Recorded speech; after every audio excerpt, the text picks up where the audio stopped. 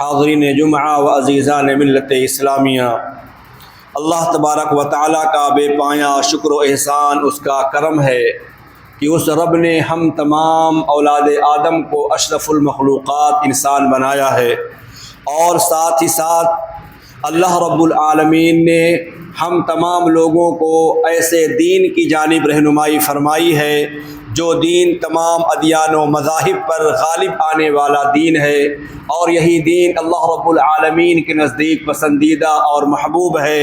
ان الدین عند اللہ الاسلام، کہ بے شک دین اللہ تبارک و تعالیٰ کے نزدیک اسلام ہی معتبر ہے۔ مزید شرف و اعزاز کی بات یہ ہے کہ اس رب کریم نے ہم تمام مسلمانوں کو جناب محمد الرسول اللہ صلی اللہ علیہ وسلم کا امتی ہونے کا شرف بخشا۔ نہ صرف یہ کہ شرف بخشا، بلکہ امت محمدیہ ہونے کے ساتھ ساتھ خیر امہ کے لقب سے ملقب فرمایا۔ رب العالمین نے فرمایا کنتم خیر امہ اخرجت للناس تأمرون بالمعروف وتنہون عن المنکر وتؤمنون باللہ۔ اے امت محمدیہ کے لوگوں، ہم نے تمہیں مذہب اسلام سے نوازا، امت محمدیہ میں ہم نے تم کو شامل فرمایا، اور اس سے بھی بڑا اعزاز یہ ہے کنتم خیر امہ اخرجت للناس تأمرون بالمعروف، تم ایک بہترین امت ہو جو لوگوں کے لیے پیدا کیے گئے ہو، جو لوگوں کے لیے نکالے گئے ہو۔ جتنی بھی امتیں آئیں، چاہے وہ ابراہیم علیہ السلام کی امت نہیں ہو، یعقوب کی امت نہیں ہو، موسیٰ کلیم اللہ کی امت نہیں ہو، دیگر انبیاء و رسل کی امت نہیں ہو، ان تمام امتوں میں سب سے اعلیٰ امت، سب سے اعلیٰ مقام پانے والی امت اگر کوئی ہے تو یہ امت محمدیہ ہے، جن کو رب کریم نے فرمایا تم خیر امہ ہو، تم بہترین امت ہو، اور تم بہترین امت اس لیے ہو کہ تمہارے اندر کچھ ایسی عادتیں ہیں، کچھ ایسی صفات ہیں جن کو اللہ تبارک و تعالیٰ بہت ہی زیادہ پسند کرتا ہے۔ تأمرون بالمعروف وتنہون عن المنکر، تم لوگوں کو بھلی باتوں کا حکم دیتے ہو، برائی سے روکتے ہو، اور سب سے بڑی بات یہ ہے وتؤمنون باللہ، تم اللہ رب العالمین کی ذات پر ایمان رکھتے ہو۔ سامعین کرام، حاضرین جمعہ، چند معروضات اور تمہیدی کلمات کے بعد میں یہ بات پیش کرنا چاہتا ہوں اور عرض کرنا چاہتا ہوں کہ آج کے خطبہ جمعہ کے اندر ہمارا جو موضوع ہے وہ ہے خوف الہی اور انبیاء علیہم الصلاۃ والسلام۔ چنانچہ ہم اور آپ ذرا دیکھیں، انبیاء علیہم الصلاۃ والسلام، نبی کریم صلی اللہ علیہ وسلم جہاں پر حاملین وحی ہیں، داعی الی اللہ ہیں، وہیں پر اللہ رب العالمین نے یہ اعزاز بھی بخشا ہے کہ اے اللہ کے نبی صلی اللہ علیہ وسلم، آپ تمام نبیوں کے امام ہیں، آپ خاتم النبیین ہیں، آپ شفیع المذنبی ہیں۔ یہ اعلیٰ مقام جناب محمد رسول اللہ صلی اللہ علیہ وسلم کو نوازا گیا، اور اس کے باوجود کہ آپ اعلیٰ امتیازات کے مالک ہیں، خصوصیات کے مالک ہیں، اور اللہ کے نبی صلی اللہ علیہ وسلم معصوم عن الخطا ہونے کے باوجود رب العالمین کے سامنے کھڑے ہوتے، رب کے سامنے قیام فرماتے، رکوع سجود کرتے، وہ پیغمبر جناب محمد رسول اللہ صلی اللہ علیہ وسلم جن کے گناہوں کو رب کریم نے معاف فرما دیا تھا، پچھلے گناہ بھی معاف کر دیے گئے، اگلے گناہ بھی معاف کر دیے گئے۔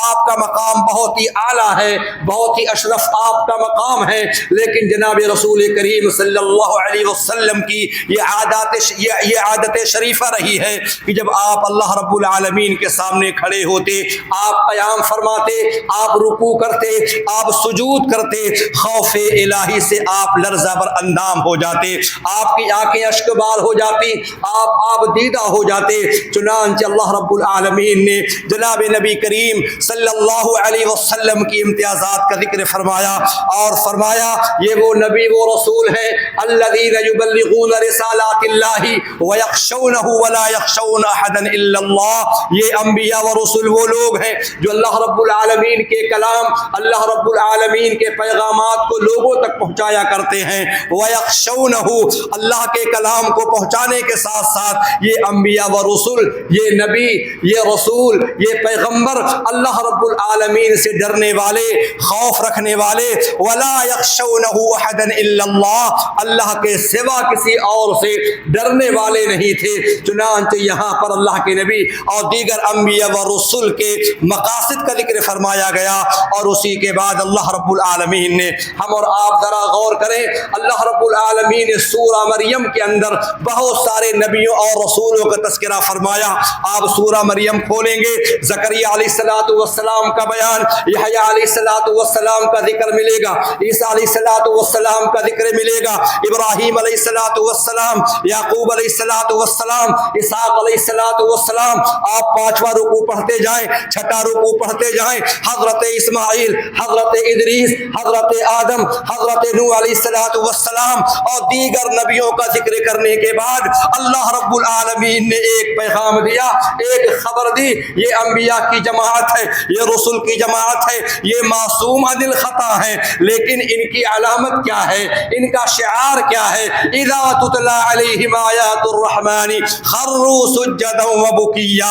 یہ نبی کی جماعت، یہ رسول کی جماعت ہے، جب ان کے سامنے اللہ کی آیات کا ذکر کیا جاتا ہے، قرآن پڑھا جاتا ہے، رب کی قدرت کاملہ کا ذکر کیا جاتا ہے، خروا سجدا۔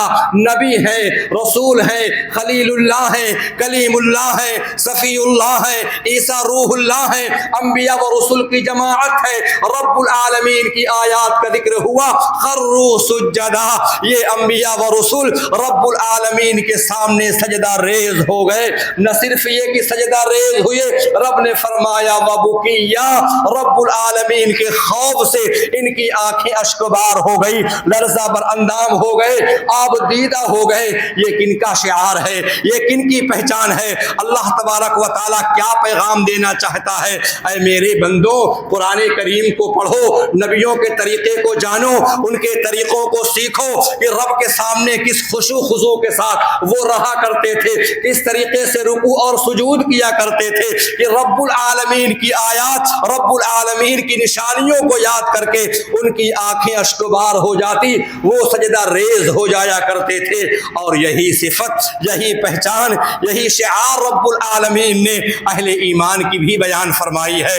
جو کلمہ پڑھنے والے ہیں، جو نبی کو ماننے والے ہیں، جو رسول اللہ پر ایمان لے آنے والے ہیں، ان کی پہچان کیا ہے؟ ان کی بھی یہی پہچان ہے، انما المؤمنون الذین اذا ذکر اللہ وجلت قلوبہم، اللہ اکبر۔ حقیقی مومن وہ ہیں جب ان کے سامنے اللہ کی آیات کا ذکر کیا جاتا ہے، قرآن کریم کی آیات پڑھی جاتی ہے، کیا معاملہ ہے؟ وجلت قلوبہم، ان کے دل لرزہ بر اندام ہو جاتے ہیں، ان کے دل دہل جاتے ہیں، ان کی آنکھیں اشکبار ہو جاتی ہیں۔ یہ رب کا فرمان ہے، یہ رب کا کلام ہے۔ اللہ تعالیٰ اپنے بندوں کو کیا میسج دینا چاہتا ہے؟ ان آیات پر غور کر کے جو بندہ مومن ہوتا ہے، جو کامل ایمان والا ہوتا ہے، اس کی آنکھیں ڈبڈبا جاتی ہیں، اس کی آنکھیں اشکبار ہو جاتی ہیں۔ اور آگے رب نے فرمایا زادتہم ایمانا، مومن ہے، رب کی آیات کو سنتا ہے، رب کی آیات کو پڑھتا ہے، اس کا ایمان بڑھ جاتا ہے،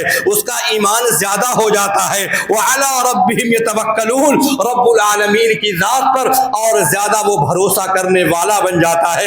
یہ کن کی پہچان ہے؟ یہ اہل ایمان کی پہچان ہے۔ قرآن کی آیت پر غور کرنا، قرآن کریم کی آیات پر عمل کرنا اور اس کے بارے میں سوچنا ایک اہل ایمان کا شعار اور اہل ایمان کا شیوا ہے۔ مجھے وہ حدیث یاد آئی جس کو امام قرطبی رحمۃ اللہ علیہ لے کر آئے ہیں تفسیر قرطبی کے اندر، کہ حضرت عمر فاروق رضی اللہ تعالی عنہ مسجد نبوی کے اندر کھڑے تھے، ممبر پر خطبہ ارشاد فرما رہے تھے، اتنے میں ایک آدمی دوڑتا ہوا آیا، اللہ کے نبی صلی اللہ علیہ وسلم کی مسجد میں داخل ہوا۔ اللہ کے نبی کی وفات ہو چکی ہے، صحابہ کرام کا دور ہے، چنانچہ خلیفہ اول بھی دنیا سے جا چکے ہیں، عمر فاروق خلیفہ دوم ہے، خطبہ ارشاد فرما رہے ہیں۔ چنانچہ لوگوں کی صفوں کو چیرتا ہوا، لوگوں کی گردنوں کو پھلانگتا ہوا آیا اور عمر فاروق رضی اللہ تعالی عنہ کے بازو میں کھڑا ہوا اور کہتا ہے یا امیر المومنین اسلمت للہ، یا امیر المومنین اسلمت للہ واشہد ان لا الہ الا اللہ واشہد ان محمد رسول اللہ۔ اے مومنوں کے امیر عمر، میں ایمان لے آتا ہوں، میں مسلمان ہونے کا اعلان کرتا ہوں اور میں گواہی گواہی دیتا ہوں اللہ کے علاوہ کوئی معبود نہیں اور بے شک محمد صلی اللہ علیہ وسلم اللہ کے رسول ہیں۔ عمر فاروق نے پوچھا ما شانک یا رجل، اے آدمی تیری کیا شان ہے، اور یہ تو ذرا بتا الہذا سبب، تیرا اسلام لے آنے کا کلمہ پڑھنے کا کیا سبب ہے؟ کہا سبب یہ ہے اے مومنوں کے امیر عمر، میں روم کا رہنے والا ہوں، میں دہقانی ہوں، روم کا باشندہ ہوں، اور میں قید خانے میں ڈالا گیا، اور یہ بھی آپ جان لیجئے میں کوئی عام آدمی نہیں ہوں، قرأت التوراۃ والانجیل والزبور وکثیر من کتب الانبیاء، میں تورات کا جاننے والا، انجیل کا جاننے والا، زبور کا پڑھنے والا، یہاں تک کہ جو صحیفے جو کتاب سیدنا ابراہیم علیہ السلام کو دیے گئے، جو موسیٰ کلیم اللہ کو دیے گئے، صحف ابراہیم و موسیٰ، ان کتابوں کا بھی میں جاننے والا، ان کا پڑھنے والا، ان کی معلومات کو حاصل کرنے والا ہوں۔ لیکن جب میں قید کے اندر تھا، جیل خانے کے اندر تھا، اسی قید خانے میں، اسی جیل کے اندر ایک مسلمان آتا ہے اور قرآن کریم کے صحیفے کو کھولا، قرآن کریم کی تلاوت کر رہا تھا، میں سنتا ہوا چلا گیا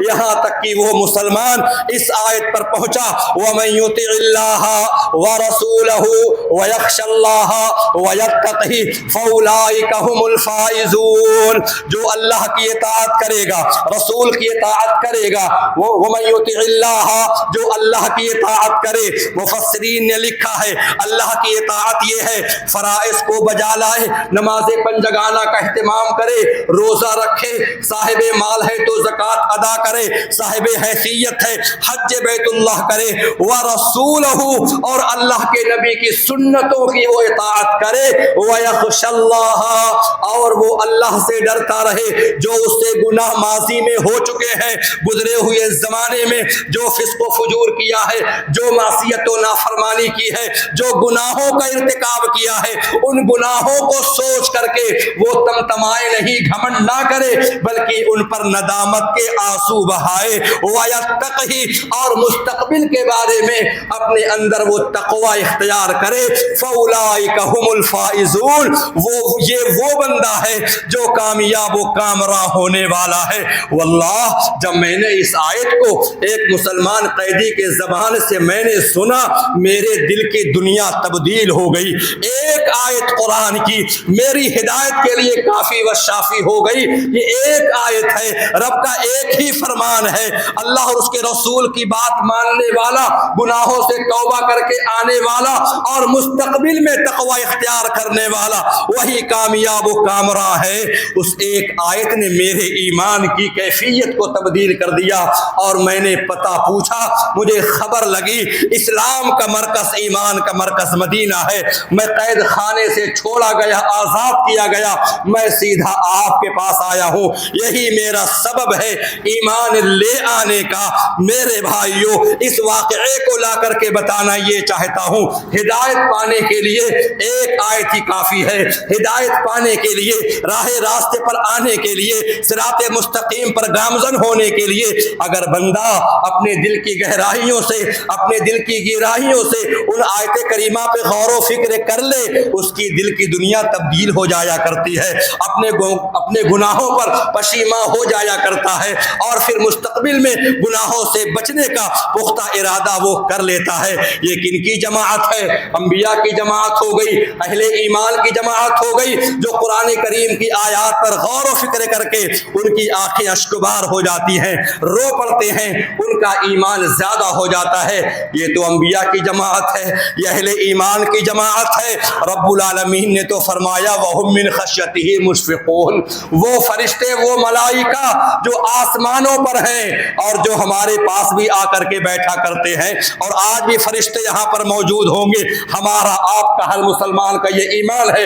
پیارے پیغمبر ارشاد فرماتے ہیں جب جمعہ کا دن ہوتا ہے فرشتے تمام مساجد کے دروازوں پر بیٹھ جاتے ہیں، آنے والوں کا نام لکھا کرتے ہیں، یکتبون الاول فالاول، نمبر 1 پر آنے والا، نمبر 2 پر آنے والا، 3 پر، 4 پر، 5 پر آنے والوں کا وہ نام لکھتے ہیں، اور اس کے بعد جیسے ہی اذان ہوتی ہے، خطبہ شروع ہوتا ہے، فرشتے بھی آ کر کے بیٹھ جایا کرتے ہیں۔ تو زمین کے فرشتے فرشتے، آسمان کے فرشتے، قبر کے فرشتے، ہمارے ساتھ رہنے والے فرشتے، رب العالمین نے فرمایا وَهُمْ مِنْ خَشْيَتِهِ مُشْفِقُونَ، یہ ملائکہ، یہ فرشتے بھی رب العالمین سے لرزہ بر اندام رہتے ہیں، وہ بھی ڈرے ہوئے سہمے ہوئے رہتے ہیں۔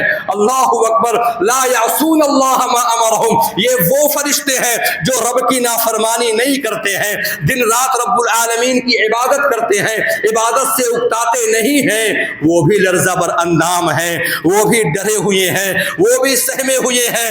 یہ تو وہ لوگ ہیں جن کو رب نے عقل و شعور سے نوازا ہے، بلکہ اور نیچے آئیے، اور نیچے آئیے، یہ جمادات، یہ نباتات، یہ ستارے، یہ فضائیں اور یہ چرند، یہ پرند، یہاں تک کہ سخت پتھر بھی رب العالمین کے خوف سے ڈرے ہیں۔ رب نے قرآن میں فرمایا، سورۃ البقرہ کی آیت ہے، وَإِنَّ مِنَ الْحِجَارَةِ لَمَا يَتَفَجَّرُ مِنْهُ الْأَنْهَارُ وَإِنَّ مِنْهَا لَمَا يَشَّقَّقُ فَيَخْرُجُ مِنْهُ الْمَاءُ وَإِنَّ مِنْهَا لَمَا يَهْبِطُ مِنْ خَشْيَةِ اللَّهِ، بعض پتھر ایسے ہیں جو پھٹ جاتے ہیں اللہ رب العالمین کے خوف اور ڈر سے، اس میں سے پانی بہ پڑتا ہے، اور کچھ پتھر ایسے بھی ہیں جو اللہ رب العالمین کے خوف سے بلندی سے پستی کی جانب آ کر کے گر جایا کرتے ہیں۔ یہ پتھر ہیں جو دیکھنے میں بڑے سخت ہیں، ان کے اندر بھی اللہ رب العالمین کا خوف ہے، یہ پھٹ جاتے ہیں، چشمے جاری ہو جاتے ہیں، یہ اوپر سے زمین پر نیچے کی جانب لڑھک جاتے ہیں، ان کے اندر بھی رب کا خوف ہے کہ نہیں خوف ہے۔ لیکن ایک اولاد آدم ہے جو بڑا سخت دل ہے، اپنی دنیا کو بدلنے کو تیار نہیں۔ اللہ کے نبی صلی اللہ علیہ وسلم کے سامنے ایک آدمی آیا، کہا یا رسول اللہ، جنت اور جہنم کا ذکر ہو جائے، قیامت کے ہولناکیوں کا ذکر آ جائے، قبر کے عذاب کا تذکرہ ہو جائے، لیکن دل اتنا سخت ہو گیا ہے، اتنا سنگین سخت دل ہو گیا ہے کہ کچھ اثر نہیں کرتا ہے۔ بہت ساری باتیں آتی ہیں، عذاب کی آیتیں آتی ہیں، لیکن دل اس قدر سخت ہے، اس دل پر کچھ اثر ہی نہیں ہوتا۔ اللہ کے نبی صلی اللہ علیہ وسلم نے فرمایا امسح علی راس الیتیم واطعم المسکین، جاؤ اگر سماج اور معاشرے کے اندر مسکین ہیں جن کے اوپر باپ کا سایہ نہیں ہے، جاؤ ان کے سروں پر ہاتھ پھیرو تاکہ تمہارا دل نرم ہو جائے۔ اللہ اکبر، تم کو احساس ہو جائے کہ اس بچے کے اوپر کیا مصیبت و پریشانی ہے، اس چیز کو سوچ کر کے تمہارا دل ملائم ہو جائے، اور مسکین کو کھانا کھلاؤ تاکہ تمہیں اس بات کا احساس ہو جائے کہ رب العالمین نے مجھ کو نوازا ہے، میں مساکین کو کھلا رہا ہوں، فقراء اور محتاجین کا میں خیال رکھ رہا ہوں، یہ بیچارہ اللہ رب العالمین کی نعمت سے محروم ہے، شاید کہ تمہارا دل نرم ہو جائے۔ تو لہٰذا میں عرض یہ کرنا چاہتا ہوں کہ انبیاء و رسول، فرشتے، یہاں تک کہ نباتات، جمادات بھی رب العالمین کے خوف سے لرزہ بر اندام ہیں۔ پیارے نبی کریم صلی اللہ علیہ وسلم نماز میں کھڑے ہوتے، عبداللہ بن شخیر بیان کرتے ہیں، رأیت رسول اللہ صلی اللہ علیہ وسلم، اللہ کے نبی صلی اللہ علیہ وسلم کو میں نے بارہا دیکھا، میں نے دیکھا کہ آپ نماز میں تھے، وفی صدرہ عزیر کعزیر الرحا، میں نے سنا کہ آپ حالت نماز میں تھے اور آپ کے سینے سے چکی کے چلنے کے طریقے والی، جس طریقے سے چکی چلا کرتی ہے وہ پتھر والی جاتے والی، اس طریقے کی آواز آ رہی تھی، اور یہ آواز کس وجہ سے تھی؟ من البکائی، رونے کی وجہ سے۔ رب کے سامنے کھڑے ہیں، آپ پر خشیت طاری ہے، اللہ کا خوف طاری ہے، آنکھیں اشکبار ہیں، آپ کا وجود لرزہ بر اندام ہے، اور بعض روایتوں میں آتا ہے عزیرن، آپ کے پیٹ سے آواز آ رہی تھی جس طریقے سے ہانڈی کے ابلنے کی آواز آتی ہے، ہانڈی ہے اس کو اوپر سے ڈھاک دیا جائے، پھر اس میں سے آواز پیدا ہوتی ہے ڈھکن کے اوپر نیچے ہونے کی، گیس کے نکلنے کی، اس طریقے سے آپ رو رہے تھے، آپ کی آنکھیں اشکبار تھی۔ تو معلوم یہ ہوا کہ نماز کے اندر بھی اللہ کے نبی صلی اللہ علیہ وسلم رویا کرتے تھے، آپ کے اوپر اللہ کا خوف طاری رہتا تھا۔ رب العالمین نے کیا فرمایا؟ قد افلح المؤمنون الذین هم فی صلاتهم خاشعون، کامیاب ہو گئے وہ مومن، کامیاب ہو گئے وہ کلمہ پڑھنے والے۔ قد افلح المؤمنون الذین هم فی صلاتهم خاشعون، جو اپنی نمازوں میں عاجزی کرتے ہیں۔ عاجزی کا معنی علماء نے لکھا ہے، عاجزی کا معنی یہ ہے کہ بندہ جب نماز پڑھے اس قدر وہ اللہ رب العالمین کی آیات میں غور کر کے محو ہو جائے، اس قدر وہ عاجزی اختیار کر لے کہ اس کے اعضائے جسمانی میں اس کا اثر ظاہر ہونے لگے۔ یہی خشیت ہے نماز کے اندر۔ قد افلح المؤمنون الذین هم فی صلاتهم خاشعون۔ تو عرض یہ کر رہا ہوں میرے بھائیو، اللہ کے نبی صلی اللہ علیہ وسلم اس قدر آپ لرزہ بر اندام ہو جایا کرتے تھے، جبکہ آپ کا مقام بہت ہی اعلیٰ ہے، آپ امام الانبیاء ہیں۔ آپ کے بارے میں آتا ہے کہ اللہ کے نبی صلی اللہ علیہ وسلم جب تہجد کی نماز پڑھا کرتے تھے، اتنا لمبا آپ قیام فرمایا کرتے تھے، آپ کے پیر مبارک میں، قدم مبارک میں ورم آ جایا کرتی تھی، آپ کا پیر سوج جایا کرتا تھا۔ کہنے والوں نے کہا وَلِمَ تَصْنَعُ هَذَا یا رسول اللہ، اے اللہ کے نبی صلی اللہ علیہ وسلم اس قدر جافشانی سے کام کیوں لیتے ہیں، اس قدر عبادت میں مشقت آپ کیوں اٹھاتے ہیں؟ کیا ایسا نہیں ہے غفر اللہ لکا، رب العالمین نے آپ کے اگلے پچھلے سارے گناہ معاف کر دیے، آپ معصوم من الخطا ہیں۔ آپ نے فرمایا افلا اکون عبدا شکورا، میں اللہ رب العالمین کا شکر گزار بندہ کیوں نہ بن جاؤں؟ یہ نبی کریم صلی اللہ علیہ وسلم کی عبادت ہے۔ اللہ رب العالمین کا خوف و رقت آپ پر طاری ہے، یہاں تک کہ ایک مرتبہ پیارے نبی کریم صلی اللہ علیہ وسلم نے حضرت عبداللہ بن مسعود سے فرمایا یا ابن مسعود اقرأ علی من القرآن، اے ابن مسعود آپ مجھے قرآن پڑھ کر کے سنائیے۔ صحابی رسول کو تعجب ہونے لگا اور کہنے لگے یا رسول اللہ کیف اقرأ علیک وعلیک انزل، میں آپ کو قرآن سناؤں جبکہ آپ صاحب قرآن ہیں، میں آپ کے سامنے قرآن پڑھوں گا جبکہ آپ صاحب وحی ہیں، قرآن آپ پر اترا ہے، قرآن کے جاننے والے پڑھنے والے آپ پہلے ہیں، کیا میں آپ کو سناؤں؟ اللہ کے رسول نے فرمایا کہ ہاں، انی احب ان اسمعہ من غیری، میرا دل چاہتا ہے میں اس قرآن کو آج اپنے علاوہ کسی اور سے سنوں۔ چنانچہ صحابی کہتے ہیں میں نے قرآن پڑھنا شروع کر دیا، سورہ نساء میں نے پڑھنا اسٹارٹ کیا، قرآن پڑھتا گیا، آیتیں آتی گئیں، میں گزرتا گیا یہاں تک کہ اس آیت پر پہنچا فَكَيْفَ إِذَا جِئْنَا مِنْ كُلِّ أُمَّةٍ بِشَهِيدٍ وَجِئْنَا بِكَ عَلَى هَؤُلَاءِ شَهِيدًا۔ رسول کائنات صلی اللہ علیہ وسلم نے اپنے زبان قال سے فرمایا یا ابن مسعود حسبک الآن، اے ابن مسعود بس کرو بس کرو۔ صحابی کا بیان ہے، نگاہ اٹھا کر کے میں دیکھا رسول کائنات صلی اللہ علیہ وسلم کی آنکھیں اشکبار ہو چکی تھیں، آپ دیدہ ہو چکے تھے، آپ کے اندر مزید سننے کی طاقت نہیں تھی، آپ رو پڑے، آپ پر اللہ کا خوف طاری ہو گیا۔ کیا منظر آیا اللہ کے نبی کیا سوچ رہے ہیں؟ یہ آیت کون سی ہے؟ فَكَيْفَ إِذَا جِئْنَا مِنْ كُلِّ أُمَّةٍ بِشَهِيدٍ، نبی سے کہا جا رہا ہے اے نبی کریم صلی اللہ علیہ وسلم اس وقت کو یاد کیجئے جب ہر امت میں سے ہم ایک گواہ کو لائیں گے، ابراہیم کی امت ہوگی، موسیٰ کلیم اللہ کی امت ہوگی، عیسیٰ روح اللہ کی امت ہوگی، تمام انبیاء و رسول کی امت ہوگی، ان کے نبی کو بلایا جائے گا، ان سے پوچھا جائے گا اور پھر ان تمام کے اوپر رسول کائنات صلی اللہ علیہ وسلم کو بلایا جائے گا۔ کیا منظر ہوگا؟ حدیث کے اندر آتا ہے سب سے پہلے نوح علیہ السلام کی امت بلائی جائے گی، اللہ تبارک و تعالیٰ نوح سے پوچھے گا یا نوح حل بلغتا، کیا تم نے میرے پیغام کو میرے بندوں تک پہنچایا تھا کہ نہیں پہنچایا تھا؟ اللہ اکبر۔ نوح علیہ السلام کہیں گے نعم یا ربی، اے اللہ میں نے تیرے ایک ایک کلام کو، تیری ایک ایک بات کو میں نے تیرے بندوں تک پہنچا دیا، رات کی تاریکی میں پہنچایا، دن کے اجالے میں پہنچایا، اجتماعی طور پر پہنچایا، انفرادی طور پر میں نے پہنچایا۔ انی دعوتہم جہارا ثم انی اعلنت لہم واسررت لہم اسرارا، میں نے دن رات ان کو پکار لگا کر کے بلایا۔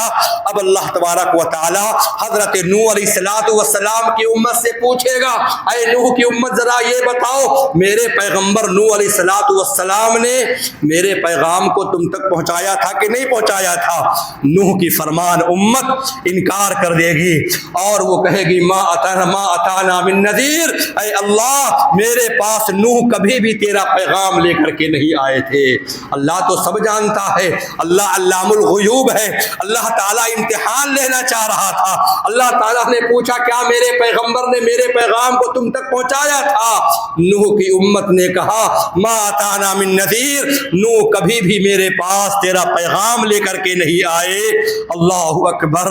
اللہ تعالیٰ فرمائے گا نوح تمہاری امت تمہاری دعوت کا انکار کر رہی ہے، تمہارے ماننے والے ہیں، تمہارے قوم کے لوگ ہیں، وہ انکار کر رہے ہیں کہ تم نے میرے پیغام کو نہیں پہنچایا ہے، توحید کی دعوت نہیں دی ہے، کیا تم نے پہنچایا ہے؟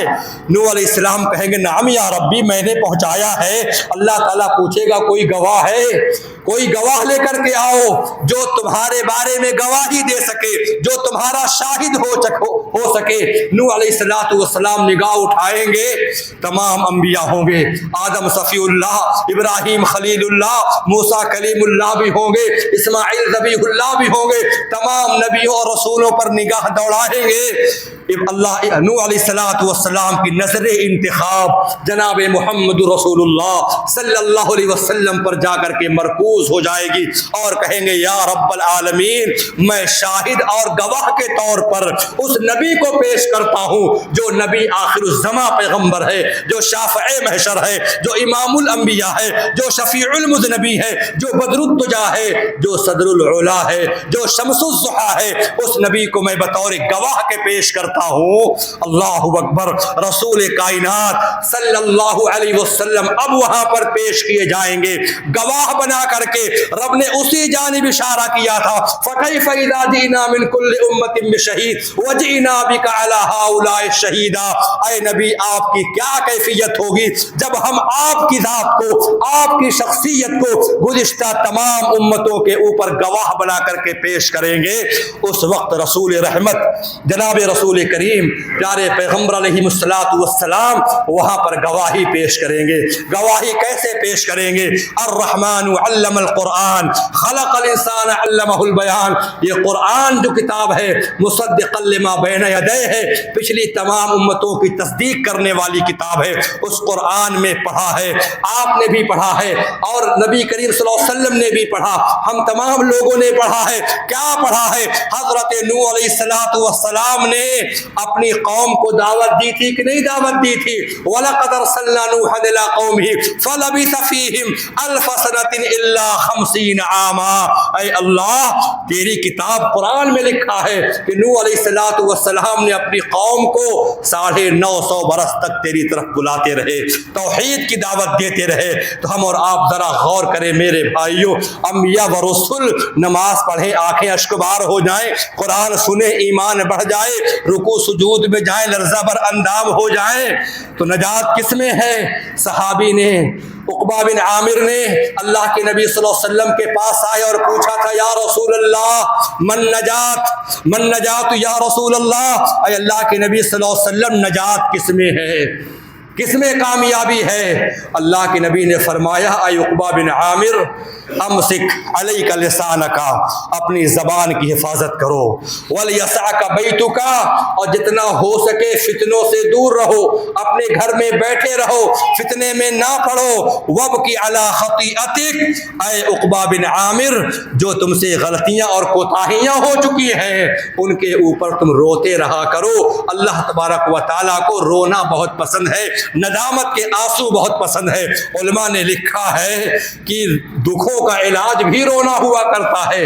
عثمان غنی رضی اللہ تعالی عنہ پر آپ غور کریں، اللہ کے نبی صلی اللہ علیہ وسلم کے صحابہ پر آپ غور کریں، مدینے کا پہلا مدرسہ، دنیا میں پہلے کوئی مدرسہ نہیں تھا، سب سے پہلا مدرسہ اللہ کے نبی کی مسجد میں وہ صفہ چبوترا جس کو آپ نے اور بہت سارے لوگوں نے اور اللہ کے توفیق سے مجھ ناچیز نے بھی دیکھا ہے، آج بھی چبوترا موجود ہے جس کو اصحاب صفہ کے نام سے اس زمانے میں جانا جاتا تھا۔